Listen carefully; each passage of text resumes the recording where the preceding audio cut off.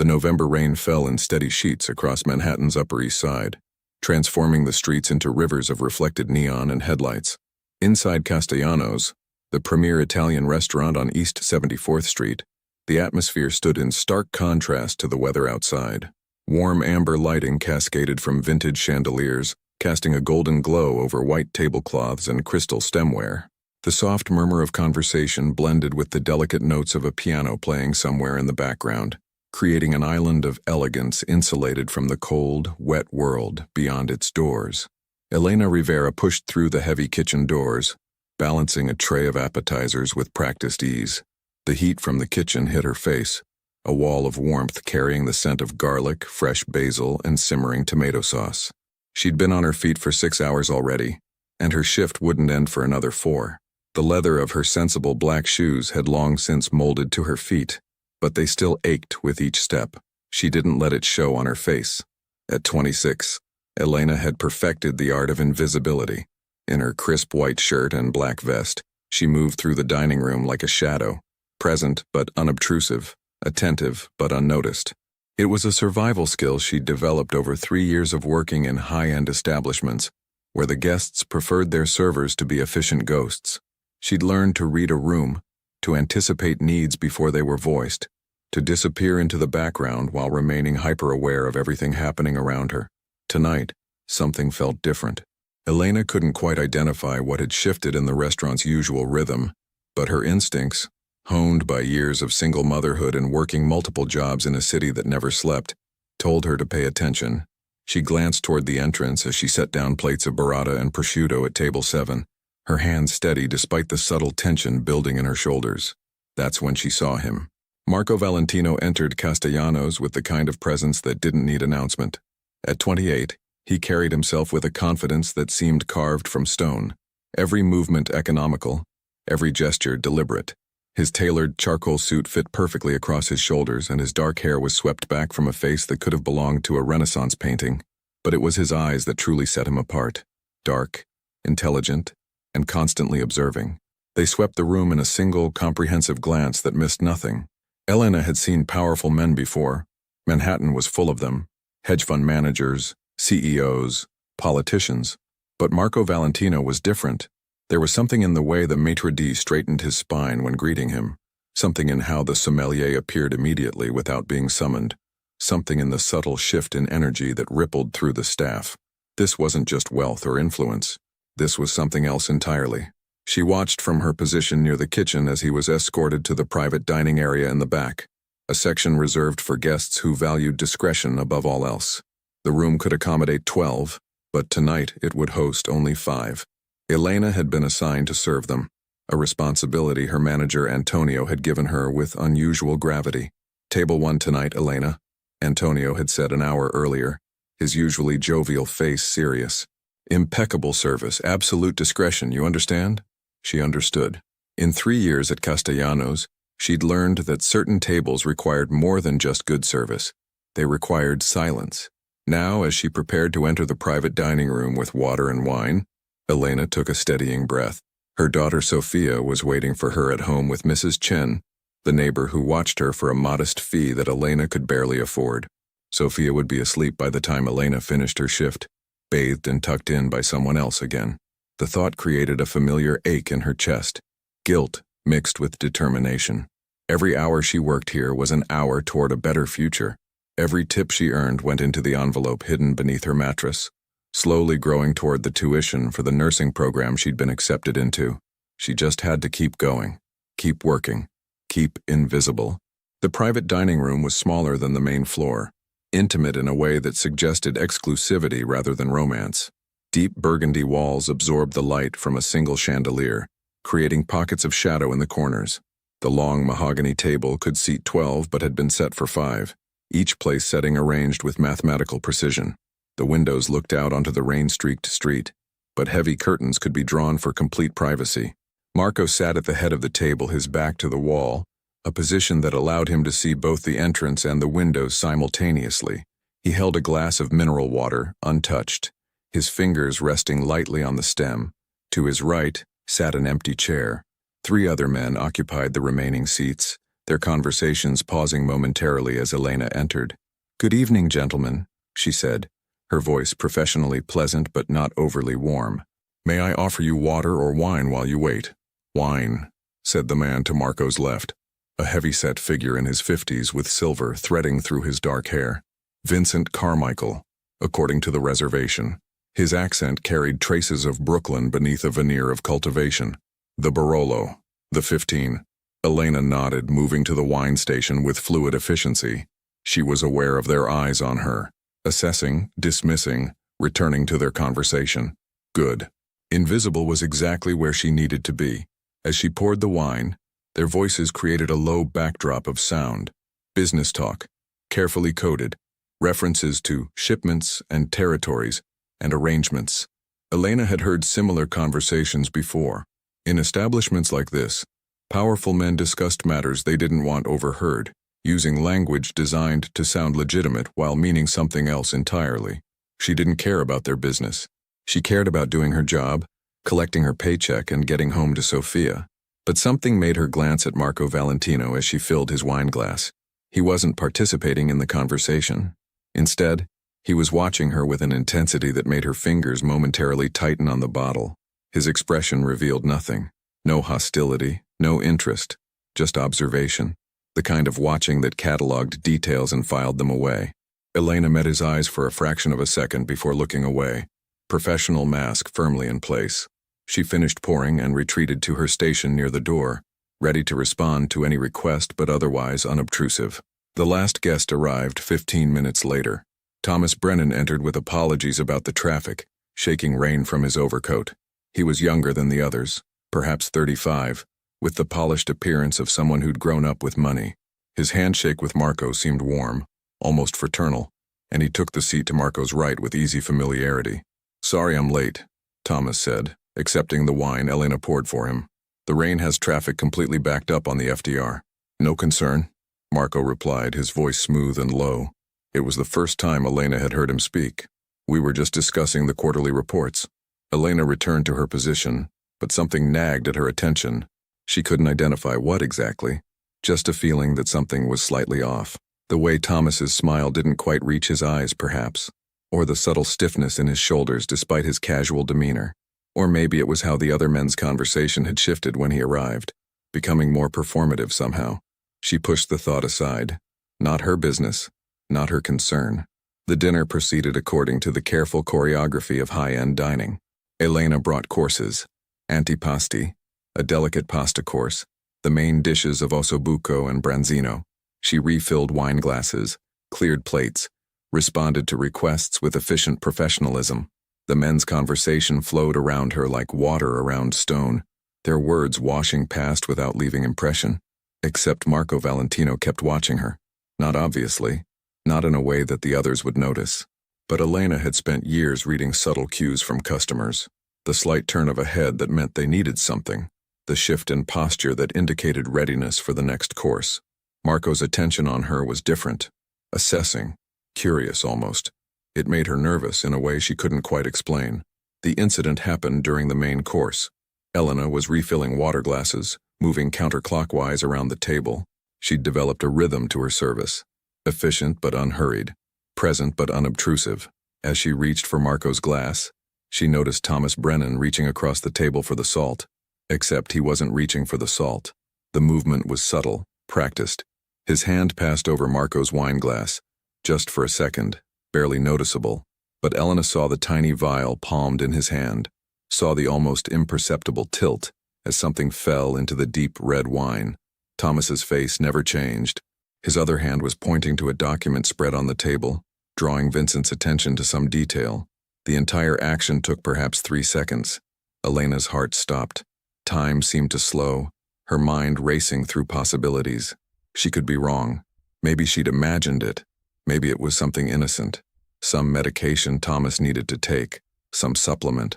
But the furtiveness of the gesture, the careful distraction, the way his eyes darted to confirm no one was watching.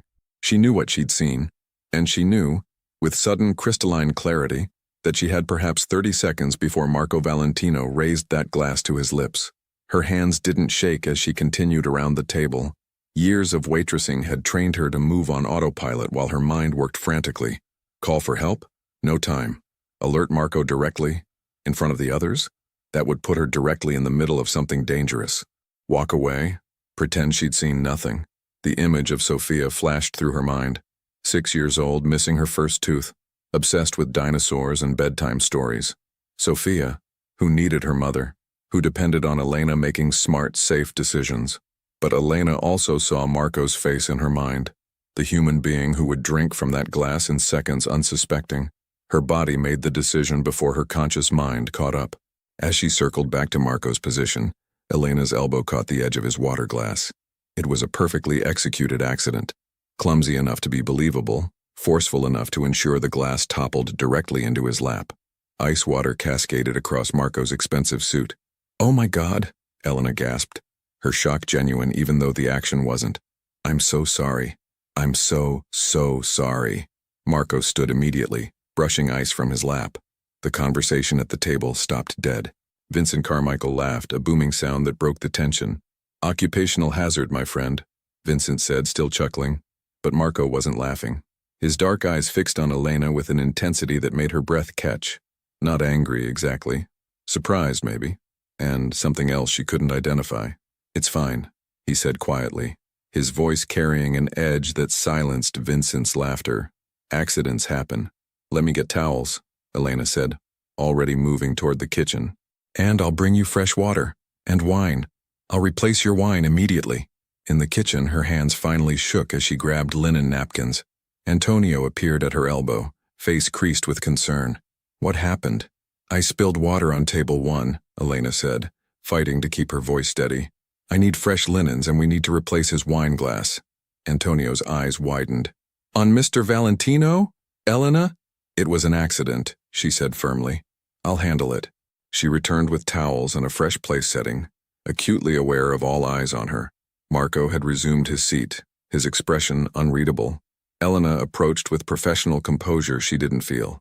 "Again, my deepest apologies, sir," she said, laying out fresh linens. "Let me get you a new glass of wine." As she reached for the contaminated wine glass, Marco's hand moved, quick as a snake, catching her wrist. Not painfully, but firmly enough to stop her motion. Elena froze, her heart hammering against her ribs. "Leave it," Marco said softly, his eyes locked on hers. It wasn't a request. Elena nodded, stepping back. She watched, her pulse racing, as Marco nudged the wine glass slightly to the side, out of easy reach. Then he turned his attention back to the table, back to business, as if nothing had happened. But something had happened. Elena knew it.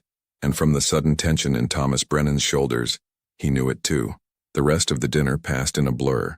Elena served dessert, tiramisu and panna cotta, with mechanical precision. The conversation at the table had shifted, becoming more stilted. Thomas had grown quieter, his earlier ease replaced with something that looked like calculation. Vincent dominated the discussion, apparently oblivious to the undercurrents. Marco said little. He ate sparingly, drank from the fresh wine glass Elena had brought, and watched. Always watched. When Thomas excused himself to use the restroom, Elena was clearing dessert plates. She couldn't help noticing that Marco's eyes followed him, dark and thoughtful. 5 minutes later, a commotion erupted from the men's room. Antonio appeared first, face pale, followed by 2 other servers. Thomas Brennan emerged, supported between them, his face ashen and sheened with sweat. He looked like he might collapse at any moment. "I'm fine," Thomas was saying, though he clearly wasn't. "Just felt suddenly dizzy. Must be coming down with something." Vincent jumped to his feet. "You look terrible, Tom. We should call a doctor." No, Thomas protested, though his voice was weak. "I just need to get home. Probably just a stomach bug. I'm sorry to cut the evening short." Marco stood slowly, his expression impossible to read. "Of course. Feel better, Thomas." The words were perfectly cordial. But Elena, watching from her position near the wall, saw the way Marco's eyes tracked Thomas's exit, saw the subtle glance he cast toward the wine glass, still sitting where he'd pushed it aside, saw the moment of calculation that flickered across his features. He knew. The realization sent ice through Elena's veins. Somehow Marco Valentino had understood exactly what had happened. The spilled water hadn't been an accident, not in his mind. He'd seen her deliberate clumsiness for what it was, intervention, and now he was looking at her. Their eyes met across the dining room. For 3 heartbeats, neither looked away. In that gaze, Elena saw intelligence, curiosity, and something that might have been respect, or might have been danger. She couldn't tell which. Then Marco turned back to his remaining guests, and the moment broke. The dinner concluded 20 minutes later. The remaining men settled their bill, a generous payment that included a tip so substantial that Antonio would certainly notice. They gathered their coats, made their farewells, disappeared into the rainy Manhattan night. But Marco Valentino lingered. Elena was clearing the private dining room, stacking plates with practiced efficiency, when she sensed his presence in the doorway. She didn't turn around immediately, finishing the task at hand before acknowledging him. "Can I get you anything else, sir?" she asked, finally meeting his gaze. Marco didn't answer immediately. He stood in the doorway, hands in his pockets, studying her with that same intense focus. Up close, Elena could see flecks of amber in his dark eyes, could see the sharp intelligence behind his composed exterior. "That was quite a spill," he finally said, his voice neutral. "Yes, sir. Again, my apologies." Interesting timing. Elena's hands stilled on the stack of plates. Her mind raced, calculating responses, weighing options. Denial seemed pointless. This man saw too much. "Sometimes accidents happen at opportune moments," she said carefully. The corner of Marco's mouth twitched. Not quite a smile, but close. "Indeed." He reached into his jacket and pulled out a money clip, extracting several bills. Hundreds. More money than Elena made in a week. He laid them on the table. "For the inconvenience," he said, "and the dry cleaning." Elena looked at the money, then back at him. Pride warred with practicality. Sophia needed new shoes. The rent was due in a week, but accepting this money felt like stepping across a line she couldn't uncross. "That's not necessary," she said quietly. "I insist." "Sir, Marco," he interrupted gently. "My name is Marco." The use of his first name felt strangely intimate in the formal setting. Elena shook her head. "I can't accept this, Mr. Valentino." He studied her for a long moment, and Elena had the unsettling feeling of being catalogued, assessed, filed away in that sharp mind. "You're an interesting woman, Elena Rivera," he said. Her blood went cold. He knew her name. Of course he did. The reservation would have included server assignments, but hearing it from his lips made it real, made her visible in a way that terrified her. "I'm just a waitress," she said. "No." Marco shook his head slowly. "You're much more than that." He left the money on the table and turned to leave. At the doorway he paused, glancing back. "Be careful, Elena," he said softly. "Some things once seen can't be unseen, and some people don't forget kindness." Then he was gone, disappearing into the main dining room, leaving Elena alone with racing thoughts and more questions than answers. She stared at the money on the table for a full minute before pocketing it. Practicality won. It always did. But as she finished clearing the room, Elena couldn't shake the feeling that something fundamental had shifted in her life, that the careful invisibility she'd cultivated for years had been shattered by one impulsive decision, that Marco Valentino's dark, knowing eyes would haunt her dreams. She gathered the final items from the table, including the wine glass that Marco had pushed aside, the one that had never touched his lips. Elena held it up to the light, seeing the faint residue of red wine coating the crystal. What had Thomas Brennan put in this glass? And why? More importantly, what would happen now that his plan had failed? The questions followed Elena through the rest of her shift, through her subway ride home to Queens, through the quiet moment when she checked on sleeping Sophia and pressed a kiss to her daughter's forehead. They lingered as she counted her tips in the dim kitchen light, adding Marco's generous payment to her carefully hoarded savings. Outside, the rain had finally stopped. The November night was cold and clear, stars barely visible through the light pollution of the city that never slept.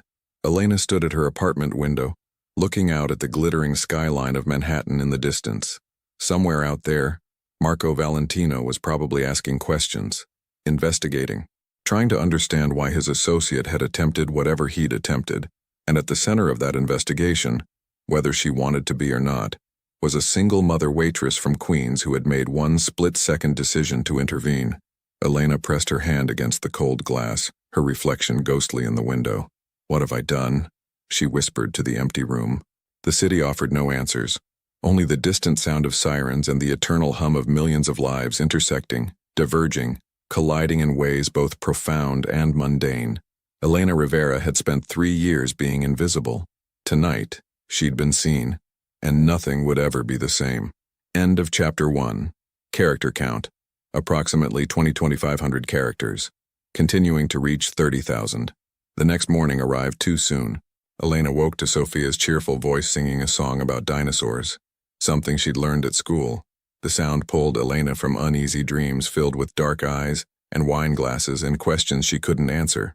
"Mama!" Sophia bounded into the bedroom, her gap-toothed smile bright as sunshine. Mrs. Chen made pancakes. Elena pulled her daughter close, breathing in the scent of strawberry shampoo and childhood innocence. 6 years old. So small, so trusting, so completely dependent on Elena to keep her safe and fed and housed. "That was nice of Mrs. Chen," Elena murmured, kissing Sophia's forehead. "She said you got home very late." "I did. Mama had to work." Sophia nodded with the easy acceptance of a child who'd known nothing but a working mother. "Can we go to the park today?" Elena glanced at the clock. 7:47 a.m. She had to be at her second job, a diner in Midtown, by noon. That left a few hours. "Yes, baby. We can go to the park." The morning passed in the comfortable rhythm of their routine. Breakfast with Mrs. Chen, who watched Sophia on the nights Elena worked late and never asked questions about the irregular hours. A trip to the small playground 3 blocks away, where Sophia commanded the swings with the fierce determination of a tiny general. Lunch at home, grilled cheese and tomato soup, Sophia's favorite.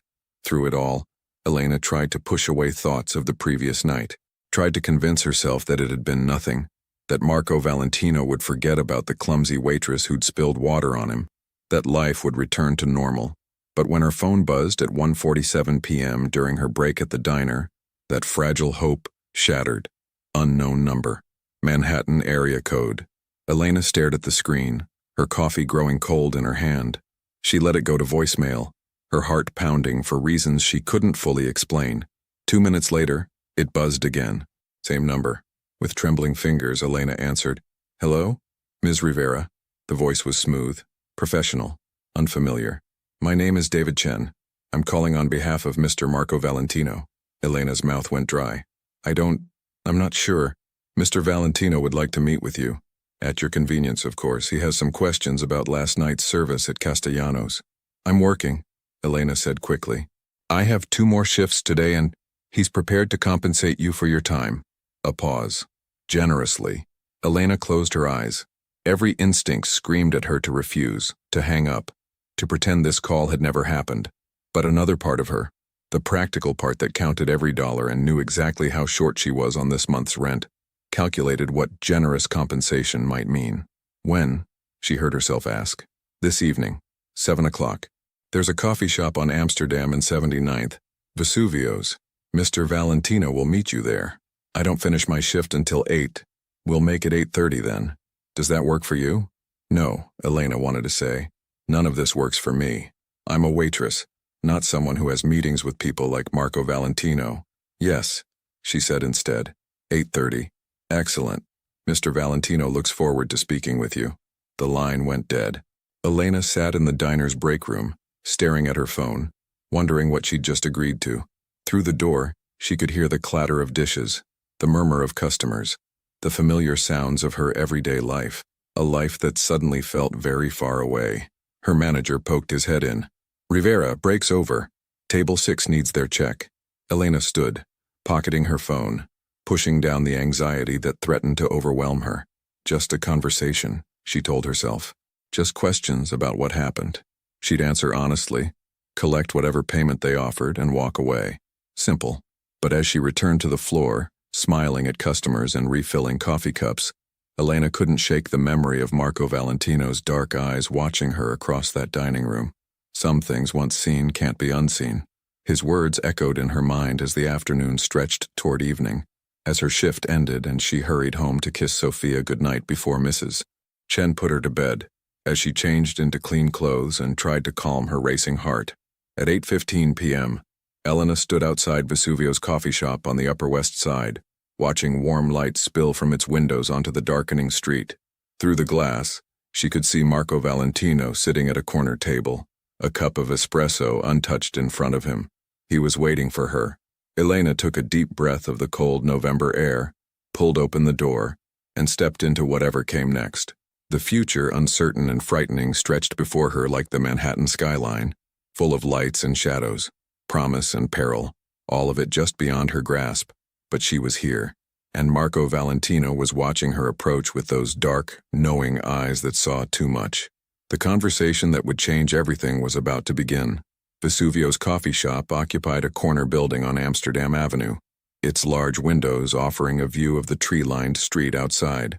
Inside, exposed brick walls displayed local artwork, and the rich aroma of roasted coffee beans mingled with the scent of fresh pastries. At 8:30 on a Thursday evening, the place was moderately busy.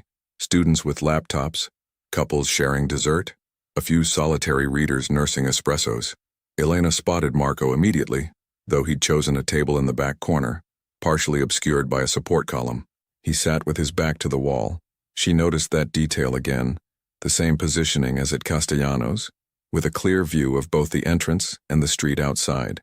He stood as she approached, a gesture of old-fashioned courtesy that seemed incongruous with everything she thought she knew about him. "Ms. Rivera," he said, pulling out a chair for her. "Thank you for coming. I'm not sure I had much choice," Elena replied, settling into the seat. Her voice came out steadier than she felt. Marco's expression shifted, a flicker of something that might have been amusement or respect. "There's always a choice. You could have refused. And then what? You seem like someone who's persistent when they want answers." Observant.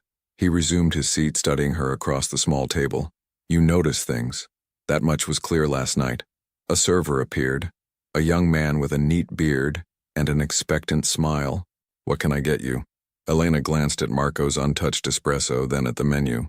Her practical side calculated the cost of even a simple coffee here, probably $6 for something that cost $2 at the bodega near her apartment.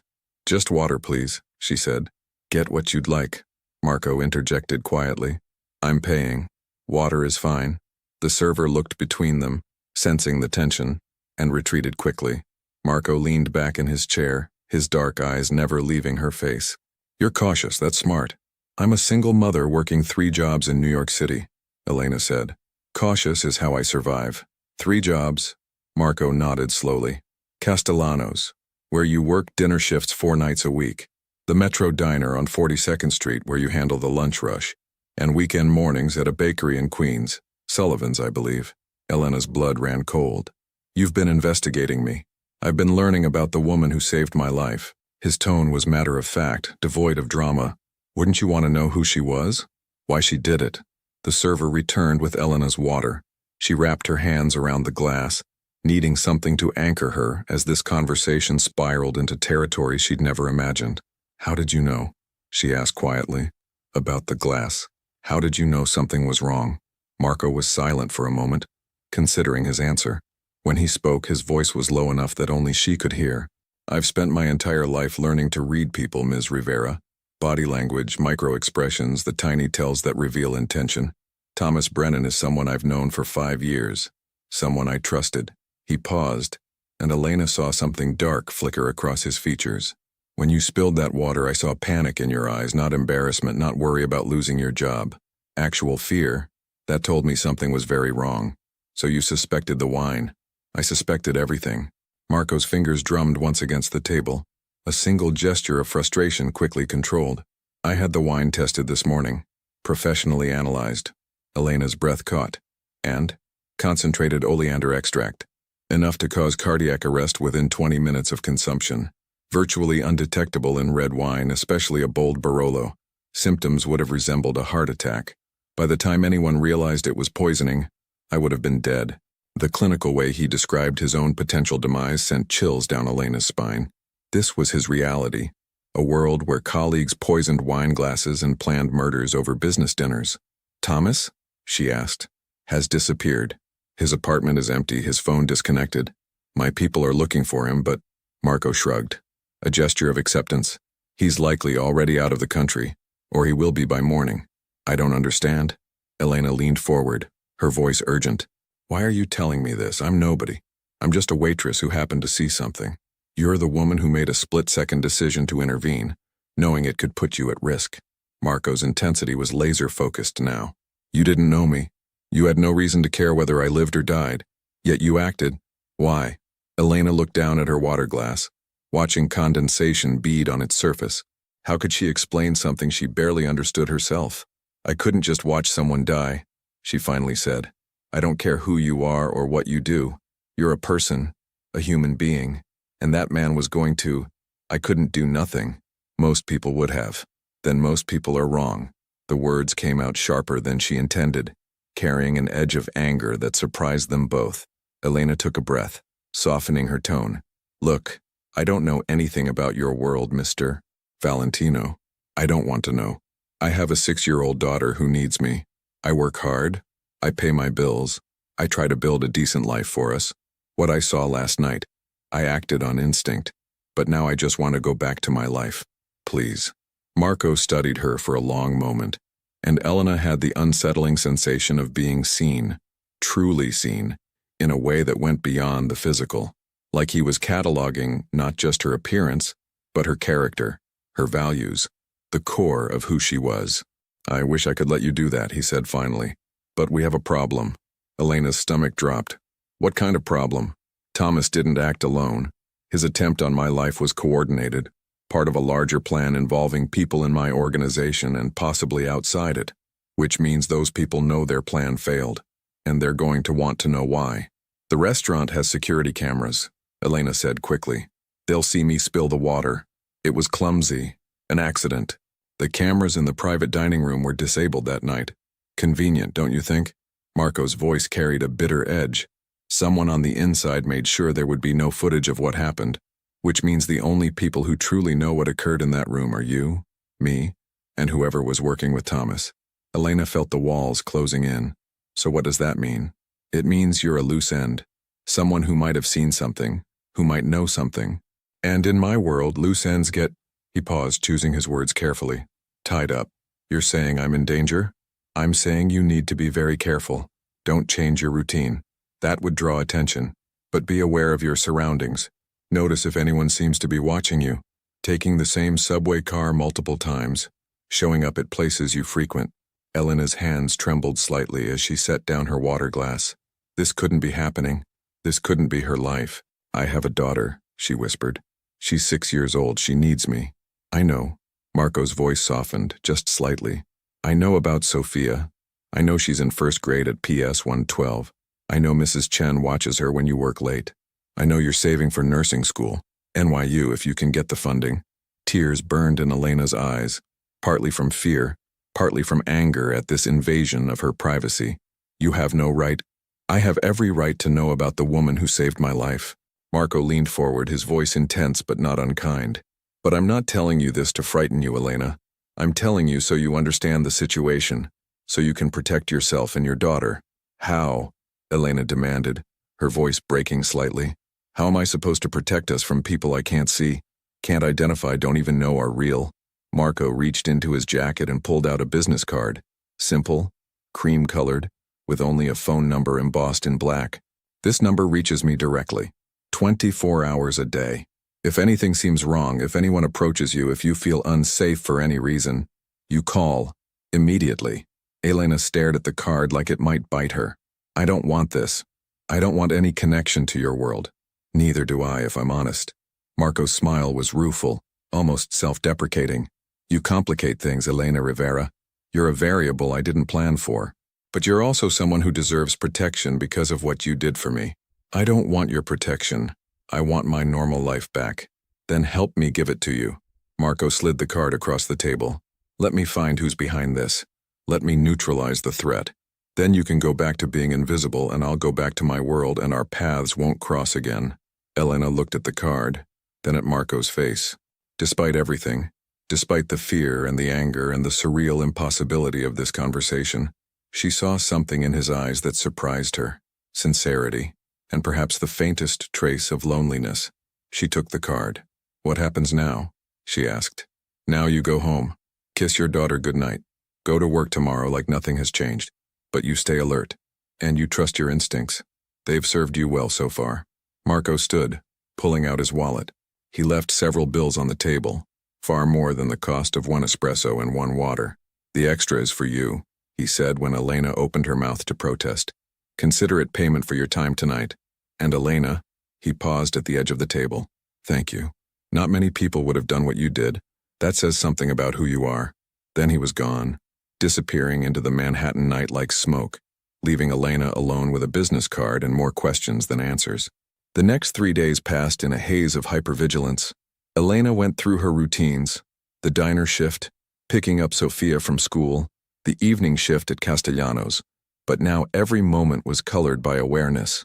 She noticed the man in the gray coat who took the same subway car as her 2 days in a row, the woman who seemed to linger outside Sullivan's bakery Saturday morning, the car that parked across from her apartment building, engine running, no one getting out. Were they real threats?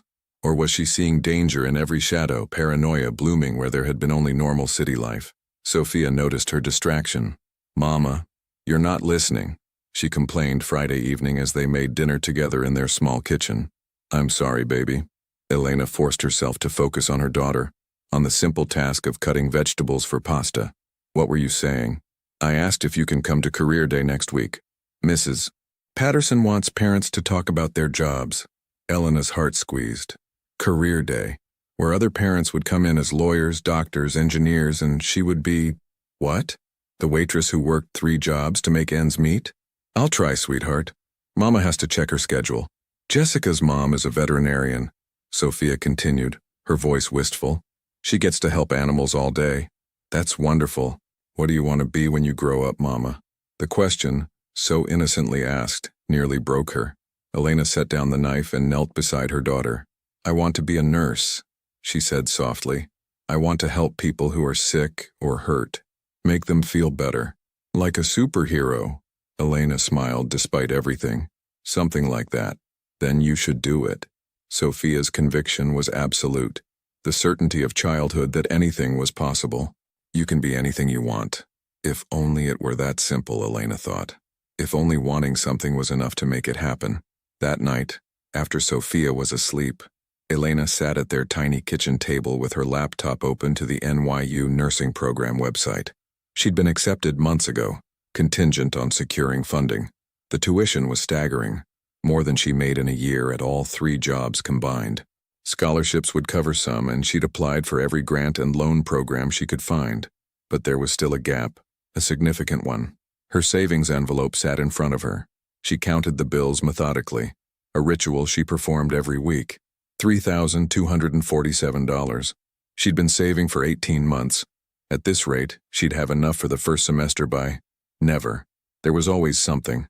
Sofia needed shoes. The rent went up. The refrigerator broke. Elena pressed her palms against her eyes, fighting the familiar burn of frustrated tears. Her phone buzzed. Unknown number. Elena's pulse spiked. She let it ring twice before answering. Hello? Ms. Rivera. A different voice this time. Older. Rougher. This is Detective Frank Morrison, NYPD. I need to ask you some questions about an incident at Castanos restaurant on November 14th. Elena's mouth went dry. What kind of incident? I'd prefer to discuss it in person. Can you come to the precinct tomorrow morning? Say 10 o'clock. I work at 10. This is important, Ms. Rivera. A man is dead. The world tilted. What? Who? Thomas Brennan. His body was found this morning in the Hudson River.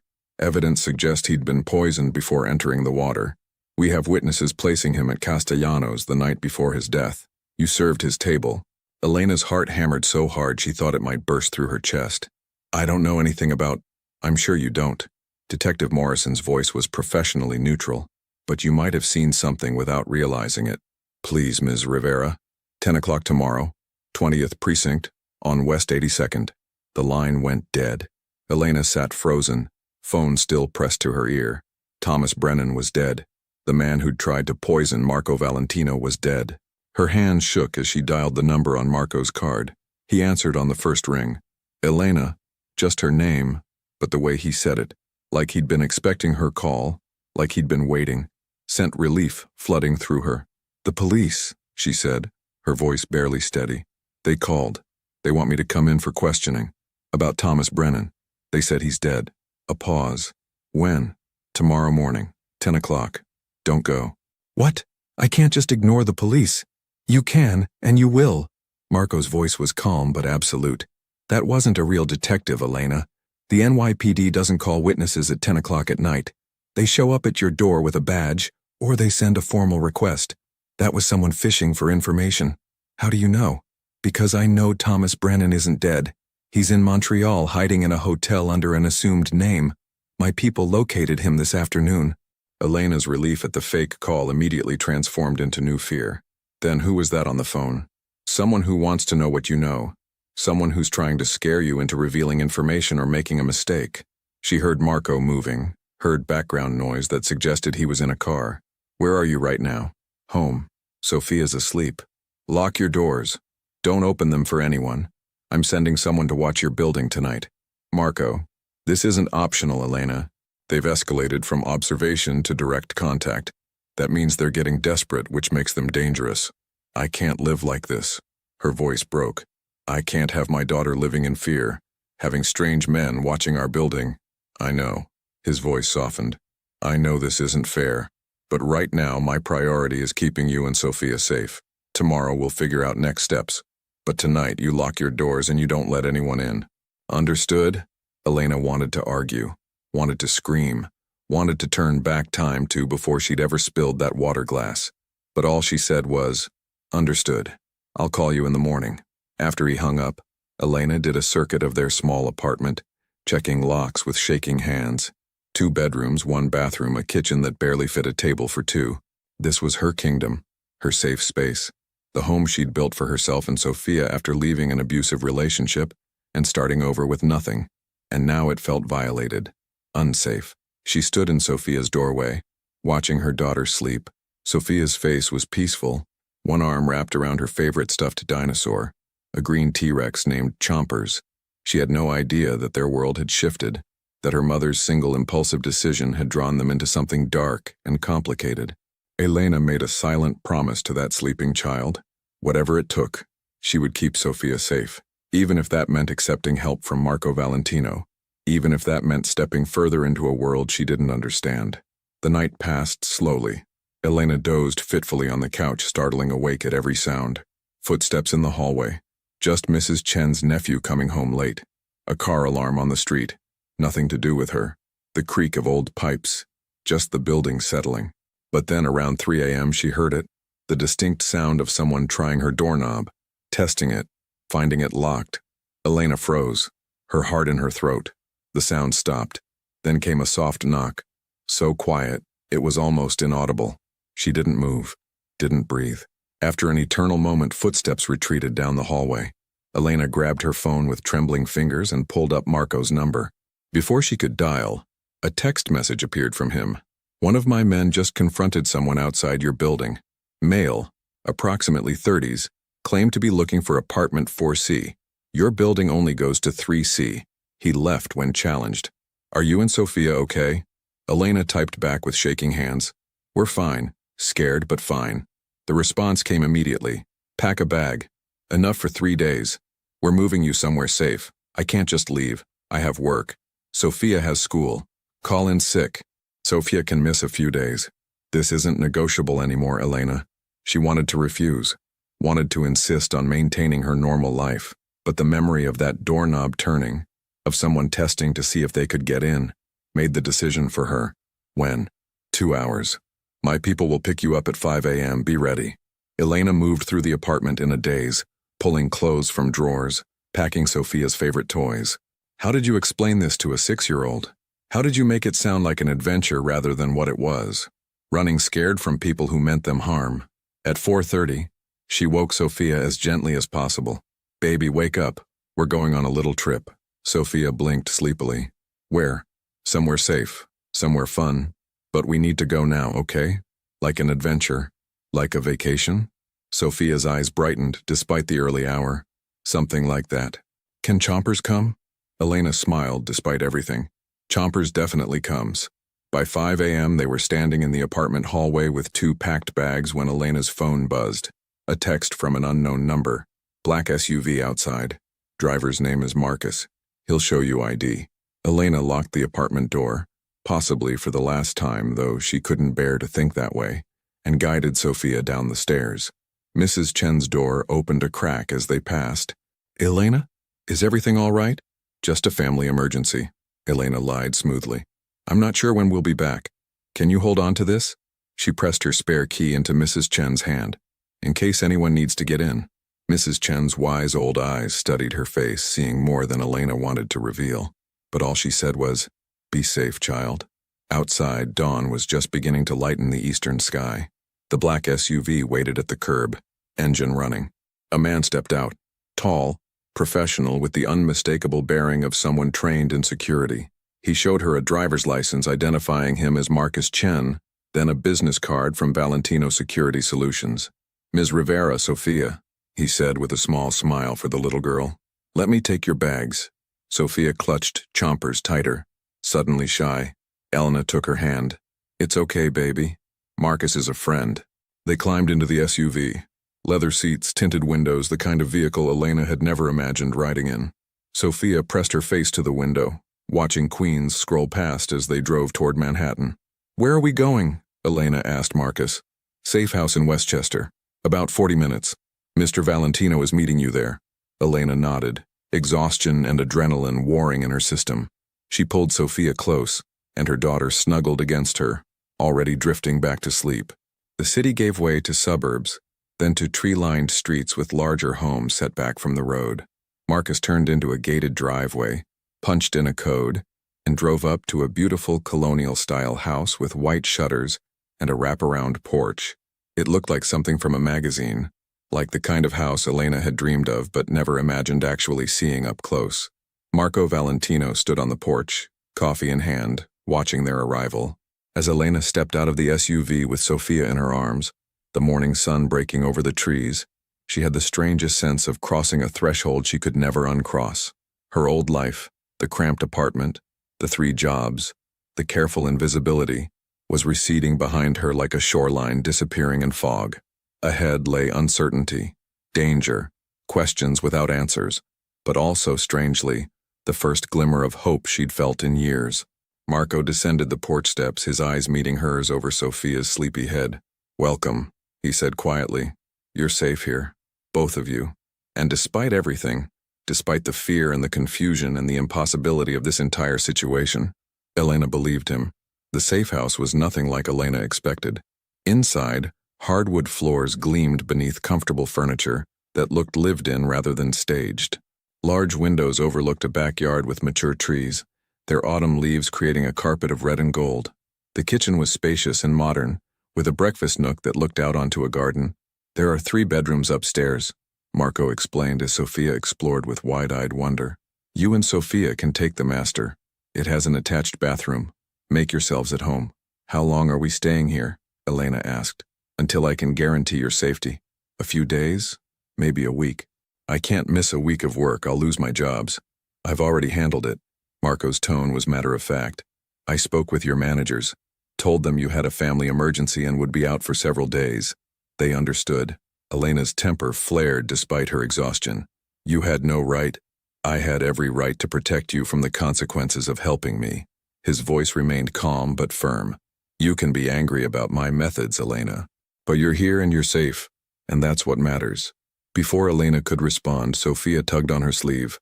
"Mama, can I go play in the backyard?" Elena looked to Marco, who nodded. "It's completely fenced and secure. There's a swing set near the oak tree." They watched through the window as Sophia raced outside, Chompers still clutched in one hand. Within minutes, she was on the swing, pumping her legs with determined concentration. "She's beautiful," Marco said quietly. "She looks like you." The comment was so unexpected, so personal that Elena didn't know how to respond. They stood in awkward silence watching the little girl play until Marco cleared his throat. "There's coffee if you want some. And I had the kitchen stocked. Whatever you need, it should be there." "Thank you." The words felt inadequate for the magnitude of what he was doing, but Elena didn't have others. Marco poured her coffee without asking how she took it. Black, it turned out, which was exactly how she drank it when there was no milk to spare. A coincidence? Or had he investigated even that detail? "I need to ask you some questions," he said, settling into a chair at the kitchen table. "About that night. About what exactly you saw." Elena sat across from him, wrapping her hands around the warm mug. "I already told you. I need specifics." Every detail you can remember. The exact timing, the movements, anything Thomas said or did before the dinner. So Elena walked him through it again. The way Thomas had arrived late, apologetic about traffic, the warmth of his greeting with Marco, the subtle shift in energy when he sat down, and then the moment during the main course when his hand had passed over the wine glass. Marco listened with absolute focus, occasionally asking clarifying questions. What hand had Thomas used? Left. Which direction had he been facing? Toward Vincent Carmichael. How long between the contamination and when Elena intervened? Perhaps 30 seconds. And you're certain no one else saw? Marco pressed. The other men were looking at something on the table. Papers, I think. You were... Elena paused, remembering. You were on your phone, checking messages maybe. Marco's jaw tightened, which means he waited for the perfect moment, when everyone was distracted. This was all planned. Meticulously, Marco stood, pacing to the window. Thomas knew where everyone would be sitting, knew when the main course would be served, knew how to disable the security cameras. This took weeks of preparation. Why? Elena asked. Why would someone you trusted want you dead? Marco was silent for a long moment, his gaze distant. When he finally spoke, his voice carried a weight of old pain. My father built our family's business over 40 years. Legitimate enterprises, real estate, construction, restaurants. But there were other elements, less legitimate. When he died 2 years ago, I inherited everything, including the expectation that I would continue all aspects of the business. He turned to face her, and Elena saw vulnerability in his expression that surprised her. I've been trying to transition everything to legitimate operations, phase out the activities that exist in legal gray areas. Some people in the organization see that as weakness, as betrayal of my father's legacy, and Thomas was one of them. Thomas was promised a leadership position in the old structure. My changes threatened that future. Marco's smile was bitter, so he made a choice to remove the obstacle. Me. Elena processed this, trying to reconcile the man before her, thoughtful, articulate, even gentle with Sophia, with the world he described. I don't understand your world, she said finally. Good. You shouldn't have to. Marco returned to the table, his eyes meeting hers. But you're in it now, whether either of us likes it. So I need you to understand the stakes. The people behind this, they're not going to just give up. They've invested too much, which means we need to be smarter than them. How? By finding out who else is involved. Thomas didn't have the resources or knowledge to plan this alone. Someone higher up is orchestrating this. Someone close enough to know my movements, my schedule, my vulnerabilities. And how do we find them? The word "we" had slipped out naturally, and Elena saw Marco register it with a slight raise of his eyebrows. We start with Thomas. My people located him in Montreal, but he's not talking. Yet. I have someone watching him, waiting for him to make contact with his associates. When he does, we'll know who to look for. Outside, Sophia's laughter drifted through the window as she pushed higher on the swing. The sound was so normal, so innocent, such a sharp contrast to the conversation happening in the kitchen. What do you need from me? Elena asked. For now, stay here. Stay safe. Let me handle the investigation. Marco paused, then added, and maybe help me understand something. What? Why you did it. Not the surface answer you gave at the coffee shop. The real reason. His dark eyes searched her face. You could have walked away, pretended you saw nothing, protected yourself and Sophia from all of this, but you didn't. Why?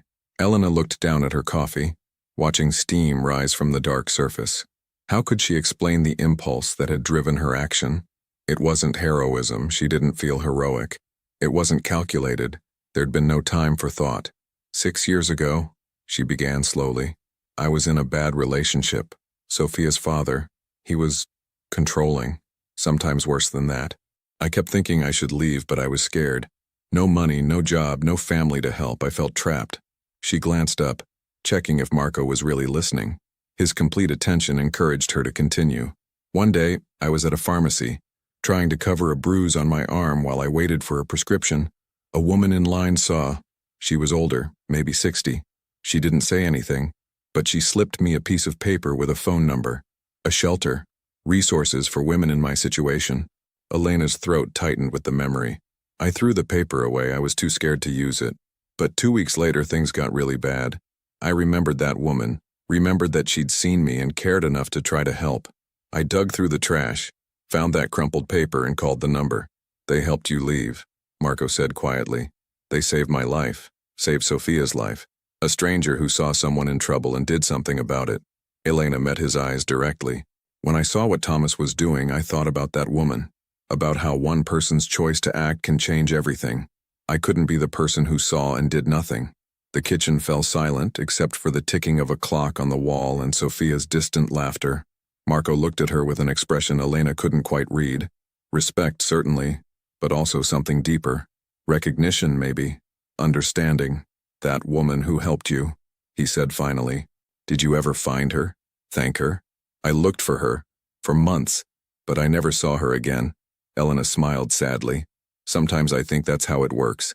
People come into your life exactly when you need them, do what needs to be done, and then they're gone. Is that what you think will happen with us? You'll disappear from my life once this is over? The question hung in the air between them, loaded with implications neither was ready to explore. I think, Elena said carefully, that we're from different worlds, and when this situation resolves, we'll both go back to those worlds. Perhaps. Marco stood, taking both their empty cups to the sink. Or perhaps some connections transcend circumstances. Before Elena could respond, Sophia burst through the back door, her cheeks flushed with exercise and joy. Mama, the swing goes so high. Come push me. Elena smiled, standing to follow her daughter. But at the doorway she paused, looking back at Marco. Thank you, she said, for all of this, for keeping us safe. Thank you for keeping me alive. His answering smile was genuine. Everything else is just repaying the debt. As Elena followed Sophia into the autumn sunshine, pushing her daughter on the swing and listening to her delighted squeals, she felt the strangest sense of peace. Yes, there was danger. Yes, her life had been turned upside down. But in this moment, watching Sophia play in a beautiful yard without worry about when the next shift started or how the bills would be paid, Elena felt something she hadn't experienced in years. Hope. Maybe, just maybe this situation, as terrifying and complicated as it was, might also be an unexpected door opening to a different future. Inside, Marco stood at the window watching them. His phone buzzed with updates from his people, with demands from his business, with the constant pull of his complicated world. But for this moment, he set it all aside and simply watched a woman push her daughter on a swing, their laughter carrying on the autumn breeze like music. Two people from different worlds connected by one impulsive decision, and neither of them quite ready to admit how much that connection was beginning to matter. 3 days passed at the safe house like a strange dream. Sophia adapted quickly, treating their stay as the adventure Elena had promised. She followed Marco around like a curious shadow, asking endless questions about everything from his expensive watch to why he didn't have any pets. To Elena's surprise, Marco answered each question with unexpected patience. On the 4th morning, Elena found them in the backyard. Marco was pushing Sophia on the swing and her daughter's laughter filled the air. Higher, Sophia squealed. Like flying. Marco smiled, a genuine expression Elena had rarely seen. When he noticed her watching, something shifted in his eyes. Something warm. We need to talk, he said later, after Sophia went upstairs to color. I found something. About the conspiracy. Elena joined him at the kitchen table where papers were spread out. What is it? Financial records. Someone's been moving money through shell companies, preparing to take over once I was gone. He looked up. But there's a pattern here I can't quite see. Elena studied the documents. Numbers had never been her strength, but patterns she understood. After years of juggling 3 jobs and tight budgets, she'd learned to see connections others missed. There, she said, pointing. These dates, they align with your travel schedule. Someone needed to know when you'd be out of town. Marco's eyes widened. You're right, which means a crash from upstairs made them both freeze. Sophia! Elena was already running. Elena burst into the bedroom. Sophia sat surrounded by colored pencils that had spilled from their box. Sorry, Mama, I knocked them over. Relief flooded through Elena. Just an accident. Nothing sinister. But when she returned downstairs, Marco was on the phone, his expression tense. Understood. Keep him there. He hung up. Thomas made contact. We know who's behind everything now. Over the next week, Marco systematically dismantled the conspiracy. Not through force, but through evidence. Financial records, recorded conversations, irrefutable proof presented to the right people. The threat dissolved like morning fog. You're safe now, Marco told Elena. Both of you. You can go home. Elena looked around the safe house that had become strangely comfortable. And then what? We just go back to normal? I'd like to help. With nursing school. Your tuition. Marco. Not charity. Investment. You saved my life, Elena. Let me invest in yours. 6 months later, Elena walked across the stage at NYU's nursing school orientation. In the audience, Sophia sat with Mrs. Chen, waving enthusiastically. And in the back row, barely visible, Marco Valentino watched with quiet pride. They met for coffee sometimes, talked about Sophia's school, Elena's classes, Marco's business transformations, a connection that existed in the spaces between their different worlds. Not a fairy tale, but something real, something that mattered.